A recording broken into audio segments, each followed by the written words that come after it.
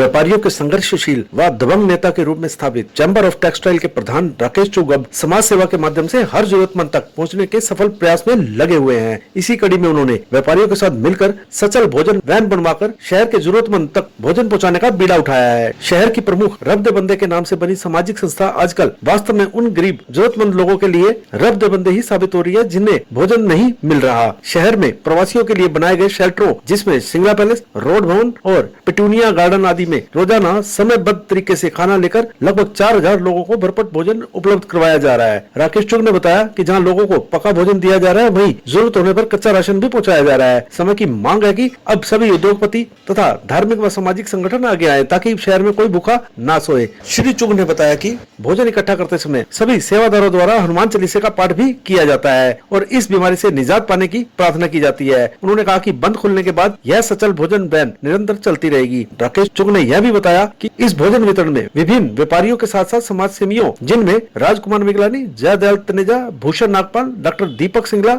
SD college road handloom association के प्रधान श्याम सचदेवा, जयदेव संदूजा, त्रिलोचन सिंह सेठी, अनिल बत्रा, शेरू मुंगिया, हरजिंदर सिंह जैसे प्रमुखों के अभूतपूर्व सहयोग से यह कार्य निरंतर जारी है। वहीं यह भी उल्लेखनीय है कि व्यापारी नेता तथा CTMA के प्रधान राकेश चुग की गिनती उन व्यापारियों के स्थापित नेता के रूप में की जाती है जो समय समय पर व्यापारियों की मांग के समर्थन में सरकार से भी भीड़ तक जाते हैं। गरीबों के लंगर के लिए ये जो है वैन सुविधा जो है ये शुरू की है। हमारे वॉलंटियर के पास जहाँ से भी फ़ोन आता है हमने इसके ऊपर 10 हेल्पलाइन नंबर दिए हुए हैं। जहाँ भी कोई भूखा व्यक्ति है या जहाँ कहीं भी खाने की ज़रूरत है, राशन की ज़रूरत है, वो हमारे पास जहाँ से भी फ़ोन आता है तो हम अपने ड्राइवर को वहाँ का एड्रेस दे देते हैं तो ये वैन उसी टाइम तुरंत आधे घंटे के अंदर अंदर वहाँ खाना मुहैया करवा रही है। कितने पैकेट बनाए जा रहे हैं? तकरीबन हम 3500 पैकेट के करीब पका हुआ खाना डेली का बना रहे हैं। और जहाँ इमरजेंसी है, बहुत ज़रूरी है कि जहाँ कच्चे राशन के बिना काम नहीं चलता वहाँ कच्चा राशन जो है मुहैया करवाया जा रहा है। प्रशासन की तरफ से हमें कोई सहयोग नहीं है। सब व्यापारी भाई जो है इकट्ठे होकर अपना कंट्रीब्यूशन करके इस संस्था को चला रहे हैं। रब के बंदे का जो हमारा संगठन है, रब के बंदे सारे बैठेंगे, इसके बारे में चर्चा की जाएगी। अगर आगे लॉकडाउन चलता है तो हम इसको निरंतर चलाएंगे। ये हमारा जिस दिन से लॉकडाउन हुआ है उस दिन से ये हमारे रब के बंदे संस्था से जो लगभग हमने पहले 1500 से 2000 शुरू किया था, आज हमारा करीब 3500 के करीब रोज़ बना हुआ राशन जा रहा है। जैसे कि हमारे प्रधान जी ने बताया, जहाँ बहुत ज़रूरी हो वहाँ हम कच्चा राशन भी देते हैं। और अब हमारी ये वैन जो है शुरू करी है हमने, ये जहाँ भी ज़रूरत होती है वहाँ आधे घंटे से पहले जो भी है हमारा ये पका हुआ राशन वहाँ भेज दिया जाता है। रब दे बंदे जब से लॉकडाउन स्टार्ट हुआ तब से हमारी ये सेवा चल रही है। हमने स्टार्ट किया था 1000 पैकेट से, आज 3500 पैकेट तक पहुँच गए। फिर हमने मोबाइल वैन का स्टार्ट किया, जहाँ से भी कोई मैसेज आता है उसे नंबर दिए हुए हैं, हम उसी टाइम मुहैया करा देते हैं। जब से लॉकडाउन हुआ है तब से हमारे प्रधानमंत्री श्री नरेंद्र मोदी जी ने जो उद्देश्य लिया है कि कोई देश में भूखा ना सोए। हमारी जो रब दे बंदे संस्था है पहले 1000 पैकेट बनाती थी, अब इन्होंने 3500 पैकेट बनाने शुरू कर दिए हैं। हमारा रब दे बंदे जो संगठन हमने बनाया उसकी हमारा उद्देश्य यही है, जो वैश्विक महामारी आई है इससे कैसे हमने इसको निपटना है और जो भूखा इस देश में सो रहा है उस तक अन्न कैसे पहुंचाना है ताकि वो खाली पेट भूखा ना सोए। यही हमारे माननीय प्रधानमंत्री मोदी जी की भी और यही हमारे रब दे संगठन के जितने भी हमारे व्यापारी भाई वर्ग है जिन्होंने इसको शुरू किया है कि वैन जो हमने चलाई है इसके थ्रू और अपने वॉलंटियर्स के थ्रू घर घर जो भूखा सो रहा है उसके पेट भर के अन्न से और उसको सुख शांति दी जाए। और मैं तो भगवान से ये प्रार्थना करूंगा इस महामारी को जल्द से जल्द समाप्त किया। पानीपत की अंसल सिटी से जैन स्नातक से प्रतिदिन करीब 12000 जरूरतमंद लोगों के लिए खाने के पैकेट तैयार करके भिजवाए जा रहे हैं। यहाँ पर रोटी बनाने के लिए मशीन भी लगाई गई है जिससे 1 घंटे में 1500 से 1600 रोटी और एक दिन में करीब 16000 रोटियां बनाई जा रही हैं। पार्षद विजय जैन ने बताया कि जैन स्नातक के प्रधान जगदीश जैन की अध्यक्षता में 24 मार्च को लॉकडाउन के दौरान एक मीटिंग हुई जिसमें निर्णय लिया गया कि पानीपत एक औद्योगिक नगरी है और लॉकडाउन के दौरान कोई भूखा ना सोए, जिसके लिए एक मुहिम तैयार करके प्रतिदिन खाने के पैकेट बनाए जाने लगे। उन्होंने यह भी बताया जब तक लॉकडाउन चलेगा यह प्रयास जारी रहेगा। ये हमारी जैन स्थान अंचल में है पानीपत में। हम डेली यहाँ पर 12000 पैकेट अब बना रहे हैं। कुछ दिन पहले तक हम 20000 पैकेट डेली बनाते रहे हैं। जैसी जैसी पब्लिक की डिमांड है या सरकार की तरफ से हमें निर्देश है, जितनी रिक्वायरमेंट होती है हम उतने पैकेट तैयार करके देते हैं। हम सरकार को भी देते हैं और अपने माध्यम से भी पूरा बांटते हैं हम। जिस टाइम पर माननीय प्रधानमंत्री मोदी जी ने 24 तारीख को पूरी तरह से लॉकडाउन कर दिया था, तो हमारे जैन समाज की एक मीटिंग हुई। हमारे प्रधान श्री जगदीश जैन जी ने की अध्यक्षता में सब ने एक मत होकर एक निर्णय लिया कि कोई भी पानीपत में कोई भी भाई बहन भूखा नहीं रहना चाहिए, क्योंकि पानीपत औद्योगिक नगरी है। यहाँ पर काफ़ी संख्या में मजदूर भाई बहन रहते हैं। सबका एक ही प्रण था कि पानीपत के हर कोने में जैन स्थान या जैन समाज के द्वारा रोटी पहुँचनी चाहिए। तो हमारा प्रयास ये रहा, हमने चाहे सेक्टर 29 की साइड हो या इधर गांजपुर की साइड हो, बाबरपुर की साइड हो, कोई भी एरिया हो, या सौदापुर मतलोडा भी हमारा खाना जाता है, उधर सनोली साइड भी जाता है। पानीपत का कोई भी कोना ऐसा नहीं जहाँ से जैन समाज सेवा ना कर रहा हो, खाना ना पहुँचा रहा हो। तो क्या प्रशासन को उसको सहयोग क्या मिल रहा है आपको? कौन कर रहा है सारा व्यवस्था कहाँ से? ये सारी व्यवस्था हमारी अपनी तरफ से ही की जा रही है। हमारा जैन समाज है, बहुत बड़ा विशाल समाज है।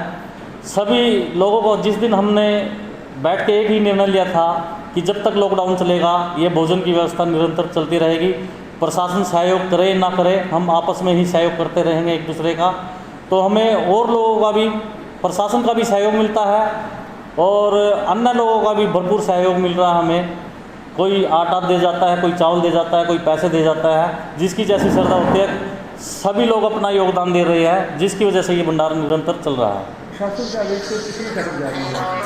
प्रशासन के तरफ जो है हमारे तकरीबन 4000 पैकेट डेली अभी जा रहे हैं। जब तक राशन, सूखा राशन नहीं बटा था, उससे पहले हमारे 6-7 हज़ार पैकेट प्रशासन को जाते थे। 4000 पैकेट हमारे अंचल में यहीं जैन स्थान के पीछे गेट पे सुबह शाम लगते थे। और लगभग 3000 पैकेट हमारे और MC भाई है, जिनको खाना पूरा नहीं मिल पाता, वो मेरे से यहाँ से ले जाते हैं। और लगभग 5000 पैकेट मेरे वार्ड नंबर 26 का मैं MC हूँ, वहाँ पर सुबह शाम दोनों टाइम खाना दिया जाता था। अब सूखा राशन बंटने के बाद मैंने एक टाइम खाना कर दिया, शाम को 5 बजे से लेके 6 बजे तक वहाँ पर लगभग 2 से 2500 पैकेट वहाँ पर डेली वितरित होते हैं। जब हमारे ऊपर प्रेशर बढ़ा कि पानीपत में जनता बहुत है, हमारे से पूर्ति नहीं हो रही है, तो हमें पता कि लगा कि राजपुरा में कोई रोटी बनाने की मशीन बनती है। वहाँ पर हमने कांटेक्ट किया, उनके पास एक ही मशीन पड़ी थी। हमने उनसे कांटेक्ट करके और कमिश्नर साहब से पास लेकर के तुरंत हम उस मशीन को लेके आए, जिससे वो अब निरंतर मशीन चल रही है। लगभग उस पर 16,000-17,000 रोटी डेली बनती है। 1 घंटे में 1500-1600 रोटी डेली 1 घंटे में बनती है। जिले के नवादा पार में संदिग्ध परिस्थितियों में 3 दिन पहले मायके से आई विवाहिता की मौत हो गई। विवाहिता के परिजनों का आरोप है कि दहेज में कार नहीं देने पर ससुराल वालों ने उनकी बेटी को फंदे पर चढ़ाकर हत्या कर दी, जिसके बाद शव को भी दफना दिया। मौत के बाद जब उन्होंने वीडियो कॉल की तो बेटी का गला दिखाने के लिए बोला तो वे बहानेबाजी करने लगे। उनके मना करने के बावजूद ससुराल वालों ने शव को भी दफना दिया। यूपी पुलिस की मदद से मृतका के पिता सोनोली थाने पे पहुंचे और विवाहिता के पति मौलवी आशिफ, ससुर पिता हकीमुद्दीन, जेठ आदिल व जेठानी के खिलाफ दहेज हत्या का मामला दर्ज करवाया। आज विवाहिता के शव को ड्यूटी मजिस्ट्रेट नायब तहसीलदार के निगरानी में डॉक्टर की टीम के सामने कब्र से खोदकर बाहर निकाला और पोस्टमार्टम के लिए सामान्य अस्पताल में भिजवाया, जहां से पुलिस ने शव का पोस्टमार्टम करवाकर शव वारिसों के हवाले कर दिया और जांच में जुट गई है। खबर शाम के टाइम खबर गई 6:47 फोन किया पड़ोसी ने कि तुम्हारी लड़की जो है क्या अटैक हुआ, और अटैक आके इस लड़की को जो है वहाँ तक के कड़े तक के ले जा नहीं पाई, दम दे। हमने कहा अटैक आया तो हमें जो है इस लड़की का वीडियो कॉल करेंगे, उसमें जो है इस लड़की का जो हमें चेहरा दिखा देना, ऐसे हमें पूरी दिखा देना। तो फिर जो उन्होंने इतनी दिखाई दी, इतनी इससे फालतू मत दिखाई। हमने कहा इसके जो है गले से पर्दा हटाओ और ये गला में सब दिखाओ। इन्होंने जैसा इधर उधर करते रहे, लेकिन उन्हें गला नहीं दिखाया, इससे अलग कुछ नहीं दिखाया, इतना हिस्सा दिखाया। फिर हमने बोला कि जी इतना हम तक नहीं आवे, इतना इसे दफनाना मत। अच्छा जी, मौका हम जैसे की एप्लीकेशन लेंगे इधर से जाने की, डाउनलोड में चला था ना, और तो मौका जब हम आ जाएंगे तब ये करना। तो हम इतने चौकी पे गए, वहाँ से थाने में गए, दरोगा से बात की। तो जी वहाँ पहले गाँव में बात करी, फिर दरोगा से इन पर बात कराई यहाँ से सनौली थाने में। तो पहले दरोगा से बात हुई, फिर एसओ से बात हुई। तो इन्होंने जो इतना वो हुआ तो इन्होंने दफना दी। एसओ से खबर मिली हमें कि लड़की तो तुम्हारी दफना दी, ये मिली। तो जी हमें जो है पूरा शक हुआ कि लड़की को मार दिया गया। शक था जी, क्या शक था? पहले जो है हमारी लड़की पर 2-3 बार हमले हुए जी मारने के लिए। अब जी हम आए गाड़ी लेकर, 2 बार तो हम गाड़ी लेकर आए, फिर जो है इन्होंने समझा हमें समझाया बहुत अच्छी तरीके से, कहना हम ऐसा नहीं करने के, नहीं सामान बरामद करी, हम मान गए। फिर दूसरी बार भी फिर इनका जो चुपैया गाड़ी का मांगने का था, फिर कहते कि हम नहीं मांगते। जब आए थे इस पर, कौन सी गाड़ी मांग रहे थे? चुपैया गाड़ी मांग रहे थे जी। मोटरसाइकिल तो हमने दे रखी थी, A to Z सारा सामान दे रखा था जी, लेकिन अब चुपैया की मांग थी जी इनकी। पानीपत ब्रेकिंग न्यूज पर ताजा तारीन समाचार देखने के लिए आज ही चैनल को सब्सक्राइब करके बेल आइकन दबाएं, ताकि आपको ताजा खबरों के अपडेट मिलते रहें। देखते रहिए पानीपत ब्रेकिंग न्यूज।